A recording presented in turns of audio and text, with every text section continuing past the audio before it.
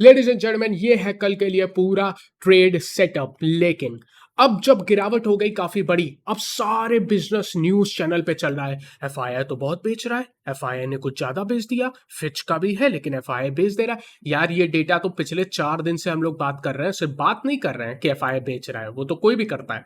यहाँ आपके सामने पूरी एक्सेल शीट पे एक एक दिन का डेटा है डिटेल्ड में, जो मैं आपको पूरा बता रहा हूं। आज मैंने अच्छा काम क्या किया है, इसको ग्राफ के फॉर्म में कन्वर्ट कर दिया है ताकि आपको और अच्छे से समझ में आए। ये मैं आपको एक्सप्लेन करता हूं, लेकिन जरा इसको एफआईएस की बिकवाली है। Yes. ये स्क्रीन जो बता रही है, मैं आपको ये कह सकता हूँ कि सेलिंग प्रेशर है स्क्रीन पर, और वो सेलिंग प्रेशर जिस तरह का है वो एफआईएस की बिकवाली का है। Meanwhile, लेकिन 27 तारीख का जो एफआईआई का डेटा था, one of the worst data था, हॉरिबल डेटा था।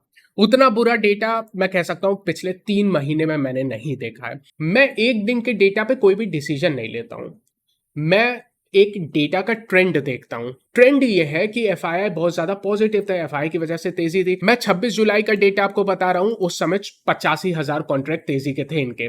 2 दिन के बाद आज ये सिर्फ और सिर्फ 14,000 कॉन्ट्रैक्ट बचे हैं, यानी 2 दिन के अंदर 70,000 कॉन्ट्रैक्ट कम किए हैं एफआईआई ने तेजी के। समझ रहे हो ना? आपको वो ट्रेंड देखना है, जोड़ के घटा के सब चीज देखने के बाद एफआईआई के दिमाग में क्या चल रहा है, क्यों वो अपनी तेजी की पोजीशन इतनी तेजी से कम कर रहे हैं, ये चीज हम इग्नोर नहीं करेंगे, भले ही आज का डेटा पॉजिटिव आ जाए। लंबी पिक्चर देखना इंपॉर्टेंट है। मैं आपको एफआईआई का डेटा फोकस करके क्यों बता रहा हूं, क्योंकि आप लाइफ टाइम हाई पे हो। अगर आपको नई तेजी करनी है, नए रिकॉर्ड हाई बनाने हैं, तो वो एफआईआई के समर्थन के बिना हम लोग नहीं कर पाएंगे।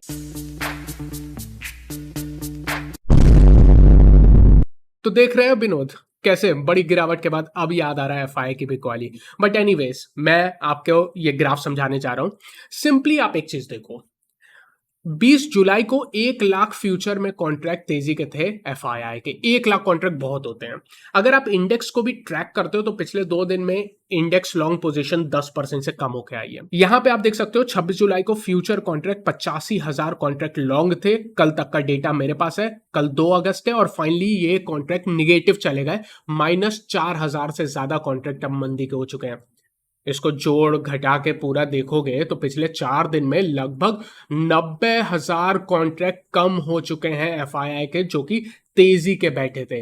इतनी तेजी से अपनी लॉन्ग पोजीशन को काटी है एफआईआई ने, तो बाजार तो गिरेगा ही। इस हिसाब से बाजार ज्यादा नहीं गिरा यार, 2% गिरा होगा ना पिछले 2 दिन में, ठीक ही गिरा है, वो आपको दिख रहा है। और ये डेटा लगातार 27 तारीख के बाद से बन रहा है, और मैं आपको पिछले बड़ी गिरावट तो आज और कल हुई है, लेकिन मैं 27 तारीख के डेटा के बाद से लगातार इसकी चर्चा कर रहा हूं और कह रहा हूं कि अपनी पोजीशन बिल्कुल हल्की रखें।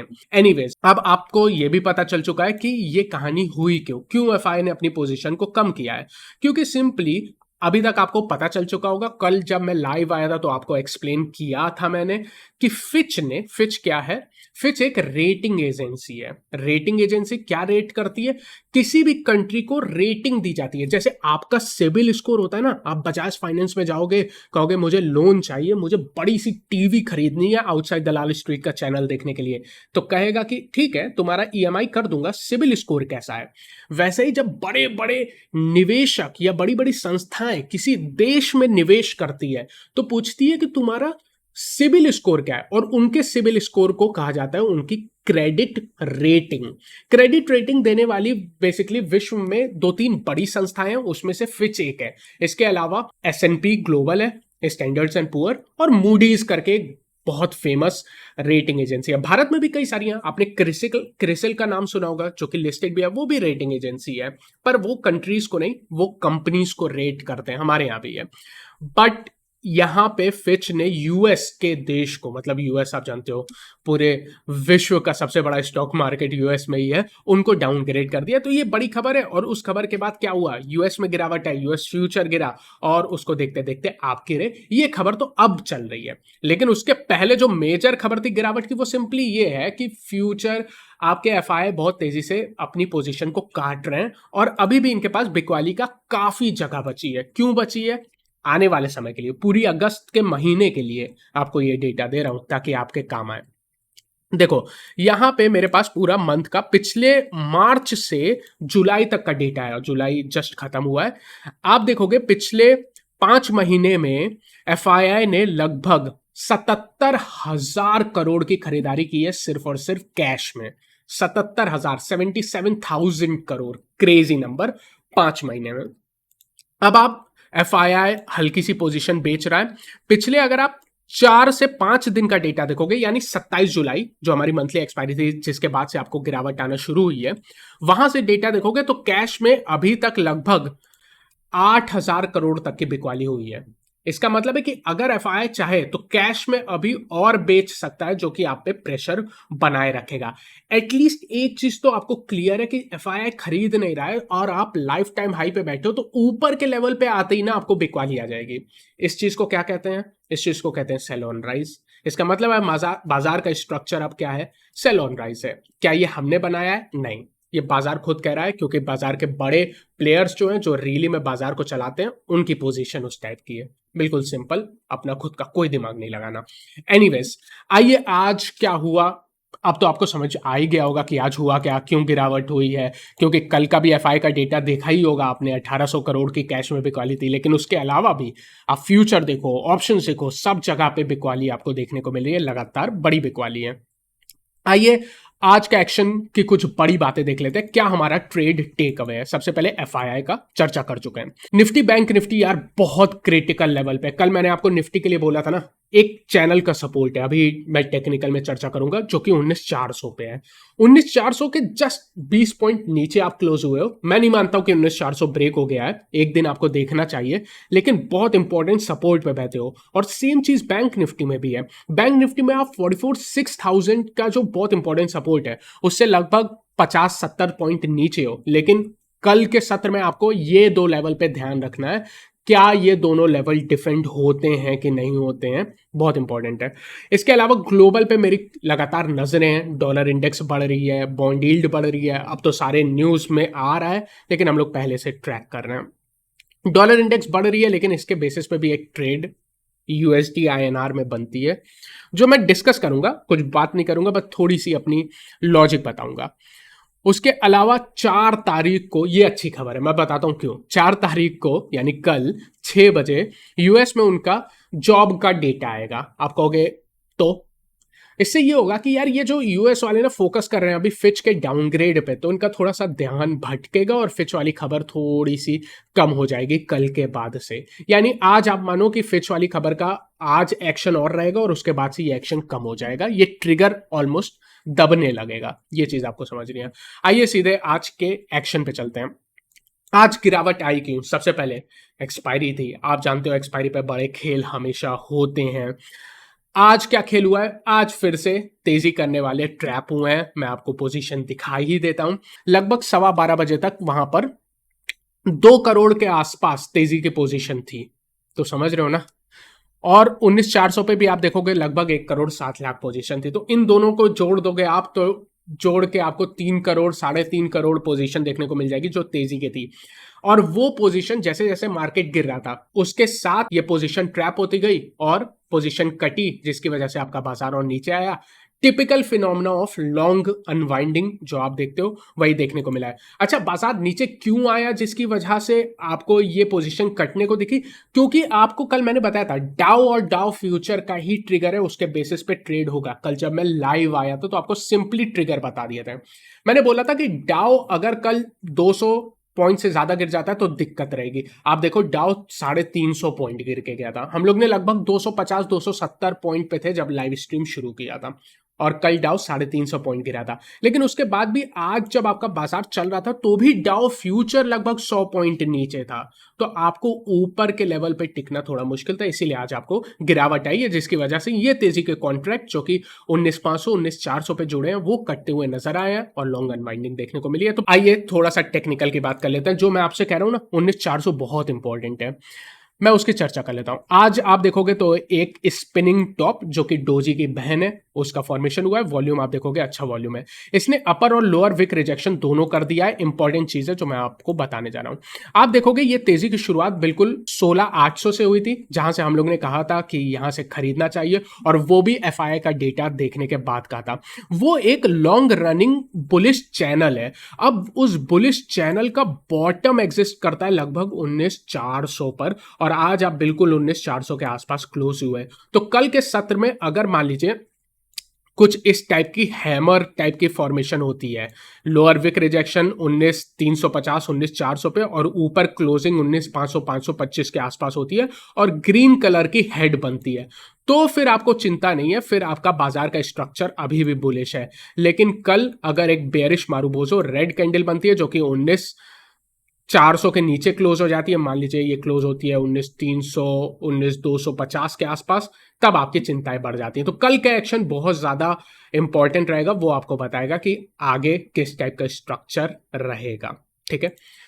दूसरी बात आप ये देखो कि एक चैनल ये भी था, यहां पे आपको प्राइस एक्शन देखने को मिल रहा है। वो प्राइस एक्शन को आप एक रेक्टेंगुलर चैनल में ट्रैप कर दोगे तो 19,300 से 19,500 की एक रेंज बन के आती है, और आज के कैंडल ने अपर और लोअर रेंज दोनों को टेस्ट किया है। काफी इंटरेस्टिंग है।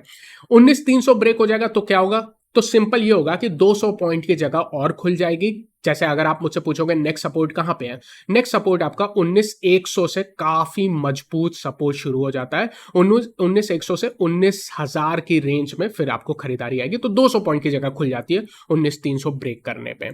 15 मिनट के टाइम फ्रेम पे देखोगे तो अगेन कल और आज में कोई डिफरेंस नहीं है। पूरे दिन भर गिरा और आखिरी के आधे घंटे में हल्की सी रिकवरी। कल भी ऐसा ही हुआ था, आज भी ऐसा ही हुआ है। लग रहा है बिल्कुल डिट्टो कॉपी कर दिया है किसी ने। ऑप्शन चेन पे चलें, क्या करोगे चल के? कोई डेटा है ही नहीं, आज एक्सपायरी है, सारा डेटा खत्म हो चुका है, कुछ बात करने को नहीं है। पुट कॉल रेशियो की बात कर लेते हैं। निफ्टी की पुट कॉल रेशियो 0.76 पे है। क्या है? थोड़ी सी बेरिश है, लेकिन अभी ओवर सोल्ड नहीं है। और आज मैं बिल्कुल ट्रैक कर रहा था, आज मैं ट्रेड भी कर रहा था, ट्रैक भी कर रहा था कि कब put call ratio over sold होगी। दिक्कत क्या है? तेजी वाले बार बार पोजीशन बना दे रहे थे, जिसकी वजह से put call ratio over sold नहीं हो पा रही थी। एक बार जब 19,300 के आसपास गई, तब जाके पुट कॉल रेशियो 0.55 के आसपास आई थी, और वहां से रिवर्सल आया। तो अगर आप पीसीआर को ट्रैक कर रहे थे तो आपको इंट्राडे अपॉर्चुनिटी आज मेरे ख्याल से 1 बजे 1:30 बजे के आसपास, जब 19,300 के आसपास था, तब देखने को मिली थी। पुट कॉल रेशियो 0.55 था, याद है मुझे आज। एडवांस डिक्लाइन की बात कर लेते हैं।